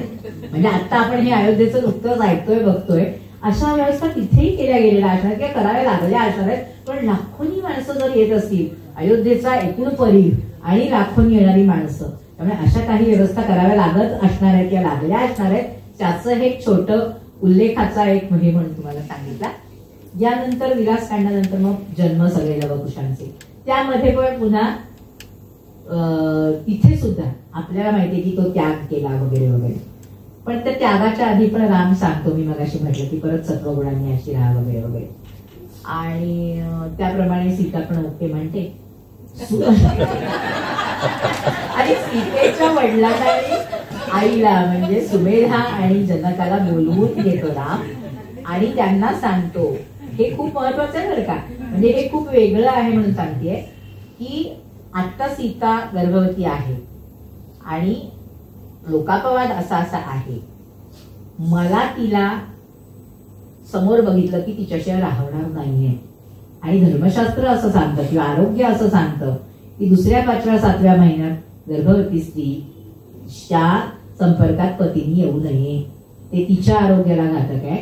आणि मला तुम्हाला माहितीये की सीतेला समोर बघितलं की मी काही तिच्याशिवाय राहू शकत नाही आणि म्हणून मला माझ्यावरही संयम करायचा आहे, मला इतर गोष्टी ज्या राहिल्या त्याही करायच्या आहेत. म्हणून तुम्ही आता वाल्मिकींच्या आश्रमात आधी पुढे जाऊन राहा. मी तिला तो जो अपवाद, धोब्याचा जो अपवाद आहे ना तो वाल्मिकीत नाही, तो इथे आहे. रजकाचा जो अपवाद आहे तो इथे आहे, तो दुसऱ्या कुठल्याही याच्यात नाही, तो इथे आहे. त्यामुळे मग तो मी त्या अपवादाचं निमित्त करून सीतेला पाठवतोय. तुम्ही तिथे आधी सगळी सामग्री घेऊन तिच्या सगळ्या स्वागताची व्यवस्था करायला पुढे जा. आनंदाच्या गोष्टी आहेत त्यामुळे तसे तेही मान्य करतात आणि ते जातात पुढे. कौसल्या त्यावेळी आठवण करते की आता झाली हा वेळ सीतेला पाठवायची. असे उल्लेख आहेत बरं का, म्हणजे हसायला येतं तिथे 2 मिनिटं की अरे किती बारकाईने त्याला विचार करावा लागला असणार हे सगळं करायला. मग तो पण सीतेला सांगतो की आता जाण्याची वेळ झालीये. ती म्हणते की ठीक आहे, आणि मग ती जाते. पण ती म्हणते अशीच नाही जाणार मी उद्या, सगळ्यांना आदल्या दिवशी बोलवून घेते, सगळ्यांचं गेट टुगेदर करते, आत्ताच्या भाषेत खरंच तसं करते, सगळ्यांना जेव खाऊ घालते, सगळ्यांशी आनंद हास्य विनोद सगळं करते आणि मग जाते. खूप गंमत दाखवली. आणि राम तिला सांगतो की तुला एकच मुलगा होणार आहे, तेव्हा मी त्याच्या जातकर्माला गुप्तपणे येऊन तुला भेटणार आहे. नंतर वाल्मिकींच्या कृपेने आपल्याला दुसरा मुलगा होणार आहे, त्याचा आपण स्वीकार करायचा आहे. त्यामुळे एकच मुलगा तो कुश. त्याच्या वेळी, त्याच्या जन्माच्या वेळी राम तिथे पोचतो. तिथल्या लोकांना सांगतो की हे याबद्दल एक शब्दही कुठे बोलायचा नाही, मी येऊन गेलो म्हणून. आणि नंतर लव कसा होतो तर कुशाला ह्याच्यात ठेवून, पाळण्यात ठेवून गेलेली असते. ती गोष्ट लोककथेत म्हणजे ह्याच्यात पण येते, स्त्री गीतात वगैरे पण येते की ती स्नानाला जाते चैत्रातल्या, अश्विनातल्या, आणि बाळाला ठेवून गेलेली असते वाल्मिकींच्या इथे. तिचे आईवडील फिरायला गेलेले असतात. मला तो एक प्रश्न होता, जनक सुमेधा तिथे असताना वाल्मिकींकडे का ठेवून गेली मग? आणि मग वाल्मिकी तेवढ्यात गेले आणि मग असं का झालं? तर ते फिरायला गेलेले असतात तसा उल्लेख आहे, म्हणजे ते शोधलं तर ते गेलेले असतात कुठेतरी बाहेर. वाल्मिकी त्यांच्या आन्हिकाला जातात, विशेष इकडे तिकडे सामग्री गोळा करायला गेलेले असतात यज्ञाची, आणि ही इथे ठेवून जाते पाळण्यात. जाताना वाटेत तिला वानरी दिसते, तिच्या अंगा खांद्यावर सगळी पिल्लं, की एकाही पिल्लाला सोडून जात नाही. म्हटल्यानंतर अरे वानरी असूनही आपल्या मुलांना दूर ठेवत नाही ना, आपण काय वेडे आहोत, म्हणून ती मागे येते. मागे आल्यावर दिसतं बाळ एकटं आणि वाल्मिकी तिथे नाहीये. ती उचलते, विचारही नाही करत की वाल्मिकी काय म्हणतील किंवा काय विचार करतील, काळजी करतील, उचलते आणि घेऊन जाते. हा आईच्या पॅनिकीचा भाग. ती घेऊन जाते तिकडे. वाल्मिकी परत येतात आणि ते म्हणतात अरे बाळ गेलं कुठे, आता सांगायचं काय? मग ते लवाची निर्मिती करतात, त्या जल शिंपडून वगैरे असं त्याचा उल्लेख आहे. आणि मग परत आल्यावर ती म्हणते की बाळ तिच्याकडे. मग ते म्हणतात की हा माझ्या कृपेचा अंश आहे, त्यामुळे हा धाकटा होईल, तो मोठा कुश, असे लवकुशांचे. तर तिथे त्या जन्मांचे हे जे सगळे हे दाखवले, त्याच्यानंतर तिथे एक वेगळा हे घातलाय की त्या सगळ्यांना मुलं होतात, म्हणजे सगळ्या भरतांना वगैरे वगैरे सगळ्यांना मुलं होतात दाखवलंय. प्रत्येकाची 2-2 मुलं दाखवली, त्यांची नावं पण दिली आहेत. तर तिथे सगळ्यांना एका ज्योतिषासमोर नेलं जातं. आणि मग तो ज्योतिषी, आता आपण जर अंगलक्षण होराशास्त्राचं प्रसाद प्रकाशनाचं पुस्तक आहे, त्यामध्ये अंगच्या लक्षणांनी, तुमच्या अवयवांच्या लक्षणावरून चक्रवर्ती कोण होणार किंवा काय असं सांगता येतं. तर त्याप्रमाणे कुशाच्या सगळ्या अंगलक्षणांचं वर्णन तिथे आलं. म्हणजे कसे किती बारकावे द्यावेत, कुशाच्या सगळ्या अंगलक्षणांचं वर्णन तो करतो ज्योतिषी, आणि सांगतो की हा चक्रवर्ती सम्राट होणार आहे. मग बाकीच्यांचे इतरांचे दिले नाहीत, सगळ्यांचे सांगितले असं दाखवलंय. मग त्यानंतर स्वयंवराचं वर्णन आहे, विवाह कांड जे आहे त्यामध्ये सगळ्यांच्या स्वयंवराचं वर्णन आहे. त्यामध्ये लवकुशाचं जे स्वयंवर आहे ते बोलवूनच घेतो, तो गुरी वसू जो आहे तो त्यांना बोलूनच घेतो, आणि अशी अशी माझ्या 2 कन्या आहेत, त्यांचं स्वयंवर आहे, तुम्ही सगळ्यांनी यावं. तर तिथे गंमत अशी दाखवली आहे की नैषधीय चरित्रामध्ये सगळं जे वर्णन ती सखी त्या हिला करून दाखवते, तसं वर्णन सगळं रामासकट सगळ्यांचं केलंय. दमयंतीला जसं तिची सखी सांगते तसं इथे रामासकट सगळ्यांचं वर्णन केलंय. आणि ती म्हणते नको, राम नको, लक्ष्मण नको, असं पण दाखवलं. आणि मग कुशाला ती वरते, असं सगळं दाखवलंय. गंमत आहे सगळी, वाचायला खूप मजेशीर आहे ते. आणि युपकेतू नावाचा जो मुलगा भरताचा, तो मात्र आसुर विवाह करतो, म्हणजे पळवून आणतो कंबुकंठाच्या मुलीला. आणि पण मग नंतर राम त्या कंबुकंठाचा पण सन्मान करतो वगैरे, असं म्हणजे वेगवेगळ्या प्रकारची लग्न पण दाखवले. आनंदाचे भाग आहेत ना ते, कुठे प्रेमविवाह, कुठे स्वयंवर, कुठे काय, असं सगळं. कुशाला जो नाम कुमुदवती जी दिली जाते ती तो घाबरतो कुशाच्या पराक्रमाला, आणि म्हणून आपली मुलगी देऊन टाकतो, असंही दाखवलं. म्हणजे असे वेगवेगळे त्या विवाहकांडात पण वर्णन आहे. राज्यकांडामध्ये राम कुशाला आणि लवाला राजधर्माचे जे धडे देतो त्यात सगळं समर्थांनी जे सांगितलंय ना, की जे बोलायचंय ते म्हणजे जे लिहायचंय ते बोलू नये, जे करायचंय ते लिहू नये वगैरे, असं जे काय आहे, जे बोलायचे सांगू नये जगाने वगैरे, ते जे आहे तशा काही काही राजधर्माच्या सूचना आहेत. त्यात सगळ्यात एक महत्वाची सूचना आहे, जे छान आहे ते मुद्दामून सांगते, की पुस्तकाचं दान करावं, दिवसा निद्रा करू नये, अशा गोष्टी सांगितल्या आहेत. काही म्हणजे या रामकथांचं पुन्हा हे का करायचं चिंतन, अशा गोष्टी तिथे आल्या. राम सांगतोय म्हणजे त्याला नक्की महत्व आहे. राजधर्मात एरवी मनुबिनू सांगतात तो भाग वेगळा, पण राम ज्यांनी सगळं हे केलंय तो सांगतोय की दिवसा निद्रा करू नये, पुस्तकांचं दान द्यावं. ही खूप महत्वाच्या या सगळ्या गोष्टी बारीक सारीक ज्या आहेत त्या राजधर्मात आल्या. इथे त्यांनी खूप बारकावे लिहिली आहे. आणि आता खूप एक छान वेगळा भाग, म्हणजे हे सगळं आता आहे, म्हणजे हे पुन्हा राजकांडात आणखी वेगवेगळ्या गोष्टी आहेत. एक महत्वाची एक छान गोष्ट सांगते मग पुढे जाते. जेव्हा आहे नव्हे, जेव्हा कारण मी सांगत गेले की असं खूप अशा समोर गोष्टी दिसतात की अरे मला सांगायचं होतं. तर राम जेव्हा रावणाला मारतो तेव्हाची जी वर्णन आहे, सारकांडात जे वर्णन आहे, तेव्हा ती सगळी मस्तकं जी उडवतो ती मस्तकं रामाच्या पायाशी येऊन पडत असतात. ती हसत हसत येऊन पडत असतात, वेड्यासारखी हसत असतात. का तर रामाच्या पायाशी आपल्याला, म्हणजे रामाच्या हातून आपल्याला मरण येते म्हणून ती हसत हसत येत असतात, त्याच्या पायाशी येऊन पडत असतात. इम्पॅक्ट बघा माणसाच्या मनावरचा. राम शेवटी माणूस म्हणून जन्मलाय. एकाच वेळी आनंद रावणाचं वैशिष्ट्य हे आहे की तो राम अवतार म्हणून पण वावरतोय आणि माणूस पण म्हणून वावरतोय. तर इथे तो इम्पॅक्ट जो झालेला असेल रामाच्या मनावर, सारखी ती पुन्हा पुन्हा 10 वेळा ती मस्तकं येतात परत पडतात, कारण त्याच्या नाभीत जे अमृत असतं ते जोपर्यंत हे होत नाही तोपर्यंत ती मस्तकं पुन्हा पुन्हा निर्माण होत असतात. त्यामुळे ती मस्तकं अशी पुन्हा पुन्हा खाली आल्याचा तो एक जो इम्पॅक्ट असतो रामाच्या मनावर. एकदा असं होतं की राम राज्यसभेत बसलेला असताना एक माणूस काहीतरी होतं आणि म्हणून हसतो. ते हसणं रामाला त्या गोष्टीची आठवण करून देतं आणि ती आठवण झाल्यावर राम इतका अस्वस्थ होतो की ही सगळी असुर मंडळी काय कुठल्या तरी अंशाने जिवंत असू शकतात, तर रावण आपल्याला म्हणजे डिवचतोय का असं हसून दिसून असं वाटतं. म्हणजे हे थोडी गंमत म्हणून सांगते की एकदा मानव म्हणून वर्णन करायचं आणि आनंदाचं वर्णन करायचं की कशा काही अशाही गोष्टींची वर्णन येतात. रामाला अस्वस्थ होतं की असं तर नाहीये, म्हणून राम म्हणतो आता यापुढे कुणी हसायचंच नाही. राम हसण्यावर बंदी घालतो आणि त्यामुळे होतं काय, सगळीकडे उत्सव बंद होता तो.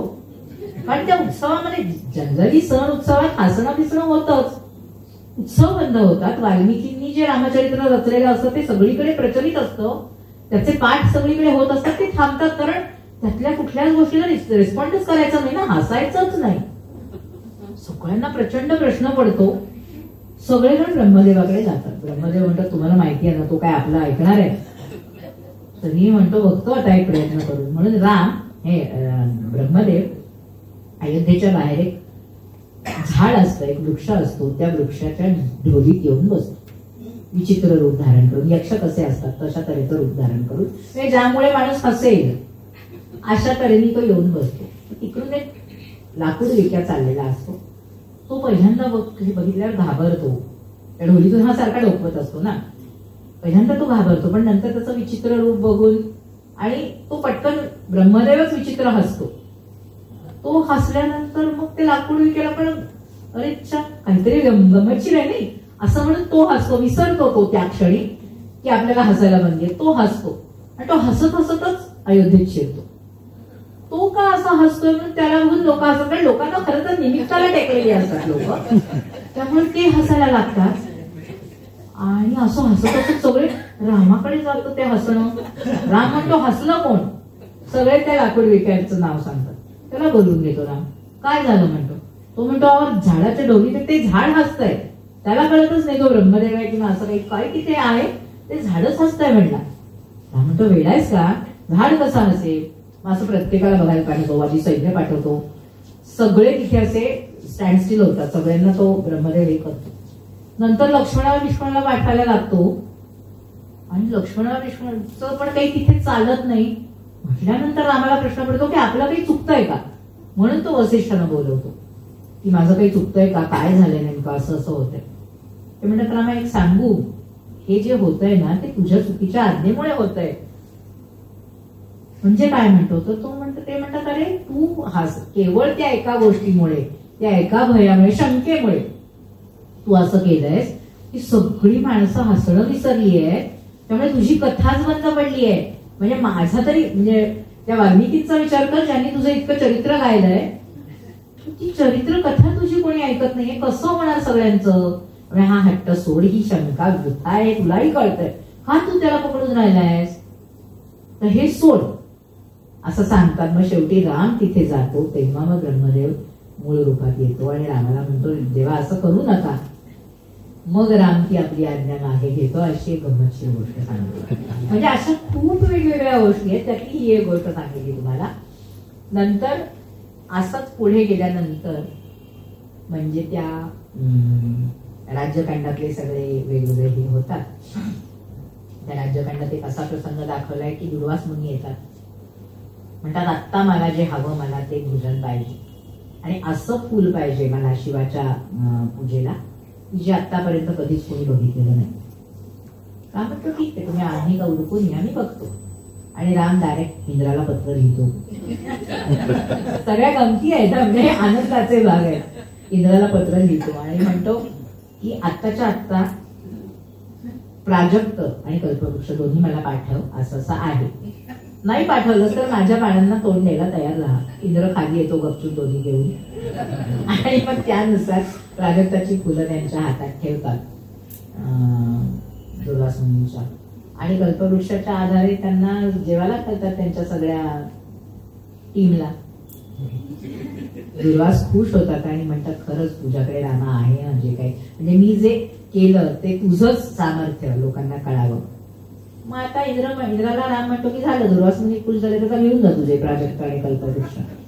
इंद्र म्हणतो नको, राहू दे, तुम्ही जोपर्यंत इथे आहात तोपर्यंत हे दोन्ही वृक्ष इकडेच राहतील. आणि म्हणून मग नंतर प्राजक्त तसा इकडे पुढे त्याची वंश वाढला आणि प्राजक्त आपल्यासाठी इथेच राहिला, कल्पवृक्ष परत गेला. असं नंतर ते त्यांनी दाखवलं. आता यानंतर थोडं शेवटाकडे येऊया. खूप अशा गमती सांगण्यासारख्या आहेत, पण थोडे शेवटचे रामाचे वेगवेगळी जी रूपं सांगितली. तर राम जसा मानव म्हणून वावरला, तर एकदा असं बोलवणं येतं वसिष्ठांकडून, एकदा हे वाल्मिकींकडून बोलवणं येतं, विश्वामित्रांकडून बोलवणं येतं. दूध सांगत येतात वाल्मिकींनी तुम्हाला बोलवले, त्यांनी यज्ञाचं आयोजन केलंय. विश्वामित्रांकडून तसंच बोलवणं येतं. राम म्हणतो ठीक आहे येतो. लोकांना प्रश्न पडतो एकाच वेळी दोन्ही यज्ञ आहेत आणि हे कसं म्हणतात येतो. राम म्हणतो चला आपल्याला जायचंय. तयारी करतात. जिथे विश्वामित्र आणि वाल्मिकींच्या आश्रमाचे मार्ग वेगळे होत असतात तिथे राम 2 रूपात होतात. रामाबरोबर सगळी त्याची टीम 2 रूपात होते. अगदी हत्ती घोडे वगैरे वगैरे सगळं एक इकडे जातात एक तिकडे जातात. दोन्हीकडचे यज्ञ छान होतात. परत त्या वाटेवर त्या पॉइंटला आल्यानंतर परत एक होतं सगळं आणि परत राम परत येतात. अशा खूप मजेशीर गोष्टी इथे दाखवल्या आहेत. आणि मग अशा ह्याच्यात राम असा वेगवेगळा सांगितला, माणूस म्हणून कसा, अवतार म्हणून कसा. तर त्यात एक आणखी गोष्ट अशी की रामाकडे खूप लोक उपदेश मागायला येत असतात. अगदी सुरुवातीच्या वेळी पण म्हणजे विलासकांडात पहिल्यांदा राम सीतेचा जो संवाद दाखवलाय ना, तिथे राम मला सीता काय विचारते, म्हणजे आजचा खरं व्हॅलेंटाईन डेचा विषय आहे. रामाला सीता काय विचारते हो. रामाला सीता म्हणते तुम्हाला मी जास्त चांगलं तरी मी समजू शकेन, असा मला काहीतरी उपदेश करा. तर तिथे राम जे सांगतो ना त्याला देह रामायण असं नाव आहे. रामाने स्वतःच म्हणजे स्वतःच्या म्हणजे आपल्या देहातलं रूप स्वतःच वर्णन केलं. आणि मग त्या देहाकाशात राहणारा तो जीव किंवा तो आत्मा, शुद्ध बुद्धी, सात्विक बुद्धी ही त्याची माता, शुद्ध अंतःकरण हा पिता. त्याचे 4 प्रकार, मग ते स्वप्न, जागृती, स्वप्न, सुषुप्ती, तुर्या. मग तुर्या म्हणजे राम. असं सगळं दाखवलं. म्हणजे असे उपदेश आध्यात्मिक तऱ्हेने आहेत. मगाशी मी सांगितलं तसे व्यावहारिक उपदेश आहेत की दिवसा झोपू नये, अमुक करू. हे सगळं झालं. आता हे सगळं ऐकल्यावर कैकेयी येते त्याच्याकडे. मनोहर कांड नावाचा जो प्रकार आहे त्यात असे सगळे उपदेश आहेत. तर त्यामध्ये कैकेयी येते, म्हणते कालच तू मला असं कळलं की प्रजाजनांना म्हणे उपदेश केलास. तर प्रजाजनांमधले काही लोक आलेले असतात उपदेशाला. तर राम म्हणतो तुम्ही आजची दवंडी ऐका आणि मग तुम्ही मला काय कळलं ते सांगा. मग ते दौंडीवाले जे दौंडी देतात तिथे ते सांगतात की नवद्वारपुरी एक आहे, त्याच्या बाहेर एक चोर फिरतो आहे, त्याचे दूध त्या नवद्वारपुरीत शिरण्याची खूप शक्यता आहे, खूप ते प्रयत्न करत असतात, त्यामुळे सगळ्यांना लोक हो सावध राहा वगैरे वगैरे. तर मग त्याचा अर्थ राम त्यांना समजावून सांगतो किंवा सांगतो की तुम्हाला कळलं का. प्रजाजनांना विचारतो की काय कळलं तुम्हाला. तर ते म्हणतात नाही सगळं काही कळलं, कोणीतरी एक चोर शिरतोय आपल्या अयोध्येत एवढं कळलं. तो म्हणतो असं नाही, नवद्वारपुर देह, त्या देहाला जी नवद्वार आहे ज्ञानेंद्रियांची जी सगळी की ज्यामुळे ज्ञान सगळं आत जातं ती दार. नाहीतरी दार कशासाठी असतं, लोकांनी प्रवेश करावा म्हणून. तसं या देहामध्ये जे षड्रिपू आहेत ते त्या काळाचे दूत आहेत. काळ हा चोर आहे, त्या काळाचे दूत जे षड्रिपू ते आपल्यामध्ये शिरत असतात आणि ते मग आपल्याला लुबाडत असतात, लुटत असतात, नाडत असतात, नागवत असतात. त्यामुळे सावध राहा.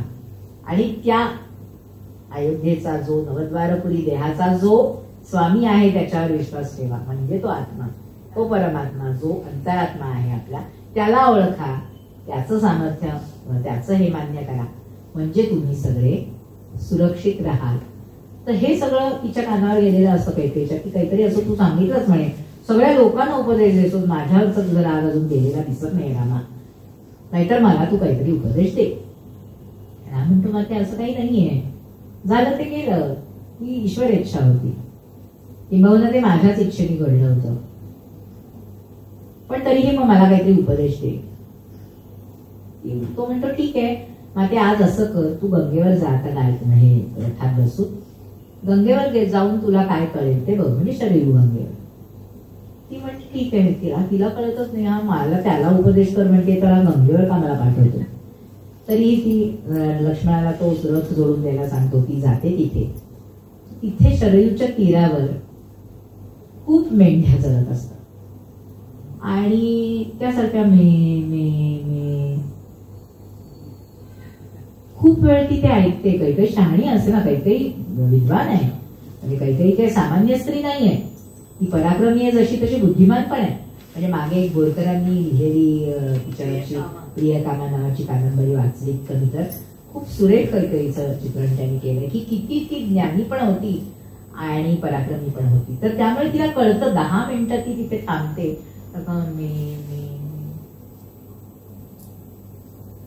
कळतं की हे मेमे करूनच माझं सगळं गोत्यात आलेलं आहे. म्हणजे खरं तर राम माझाही होता, पण मी माझा मुलगा, माझं राज्य, माझा अमुक, मी पट्ट आहे, मी राजाची प्रेमाची राणी, असं सगळं मेमे करत राहिले. हे माझं, ते माझं, ते माझं, म्हणून मला हे सगळं दुःख भोगावं लागलंय. म्हणजे सोडायचंय काय, तर हा मीपणा जो आहे तो सोडायचा आहे. कळलं तिला. ती परत आली, रामाला म्हणली, राम म्हणला मग गेलीस का, आता हो, काय कळलं तुला. तर तुला जे मला सांगायचं होतं ते मला कळलं, आता मी माझा मीपणा, म्हणजे हे माझं जे करणं आहे ते मी सोडणार आहे. ठीक आहे म्हणते, तुला कळलं. काही जाते. पुन्हा सौतीच आहे ना, सौता सुभाचा प्रकार. मग कौसल्य म्हणते तिने एवढा अन्याय केला तरी तिला तू उपदेश केलास, रामा मला तू काहीतरी सांगायला हवंस आहे. तो म्हणते अगं तूच तर मला सगळं शिकवलंस, मी काय तुला उपदेश करणार. नाही म्हणते, तू असं करू शकत नाहीस. मग तो म्हणतो ठीक आहे, आता असं कर, तू गोशाळेत जा, तिथे तुला त्या गाई म्हशीच काय ते सांगते. ती म्हणते ठीक आहे, आता हा म्हणतोय तर तिकडे जाऊ. मग तिकडे जाते, तर तिकडे हम्मा हम्मा हम्मा चालू असतो. ती पण तिथे अशी थांबते काही वेळ आणि तिला असं लक्षात येतं अहम्मा असं म्हणतो. हे सगळं मी पट्टराणी, माझा मुलगा राजा व्हायला हवा, म्हणजे हे सगळं माझं. म्हणजे परत अहंकारामुळे माझं दुःख जे सगळं मला झालं ते अहंकारामुळे झालं, त्यामुळे ते मी सोडलं पाहिजे असंच मला रामाला सांगायला असणार आहे. म्हणून ती परत येते, म्हणते कळलं रामा मला तुला काय सांगायचं. आता माझं दुःख राहणार नाही. सुमित्रा फक्त येऊन थांबते बरं का. म्हणजे आनंद रामायणकरांनी खूप छान हे केलंय, कुणाला बोलतं करायचं कुणाला नाही. सुमित्रा अशी नुसती येऊन रामापुढे उभी राहते.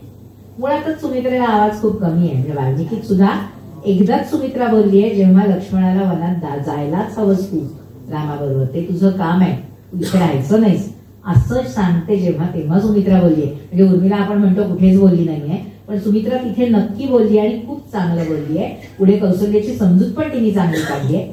पण त्यामुळे तशी कमी बोलणारी सुमित्रा, त्यामुळे समोर येऊन उभी राहते रामाच्या.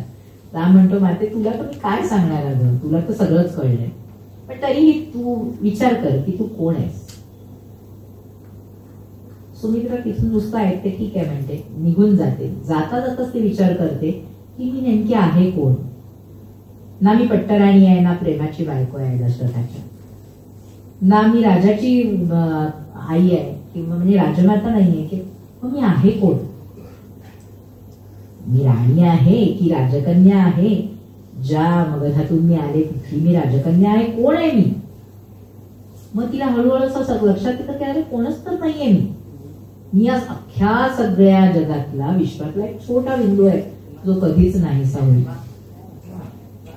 त्या तिथे वर्णन आहे की केळीचं जसं एक सोपट काढलं की तो बुंदाच नाहीसा होतो, तसं सुमित्रेच्या मनातलं सगळं हेच नाहीसं झालं.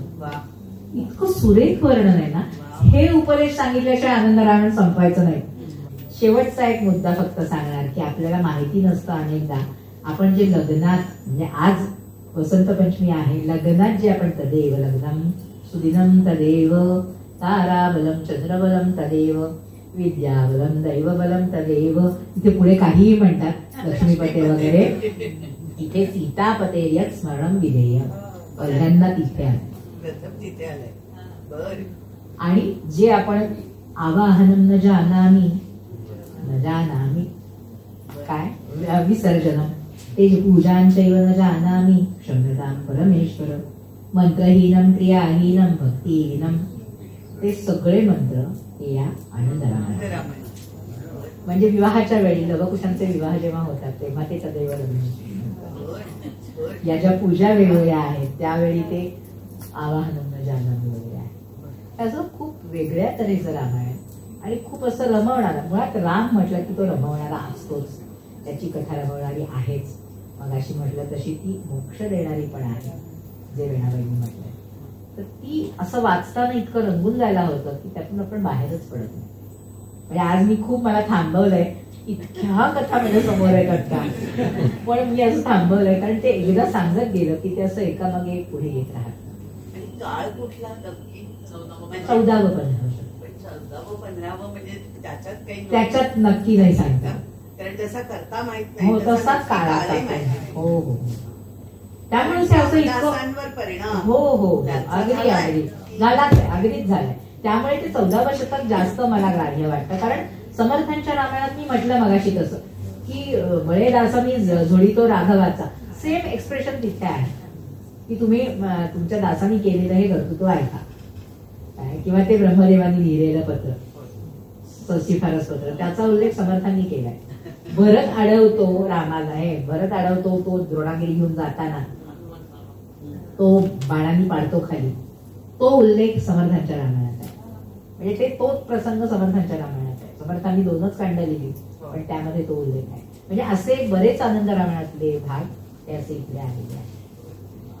त्यामुळे असा आनंद रामायणावर बोलून मला आनंद मिळाला, तुम्हालाही तो मिळालेला आहे असे असं मला दिसतंय. त्यामुळे इथे मला हा आनंद वाटायला बोलवलं, छान वाटलं. या आनंदातच थांबूया.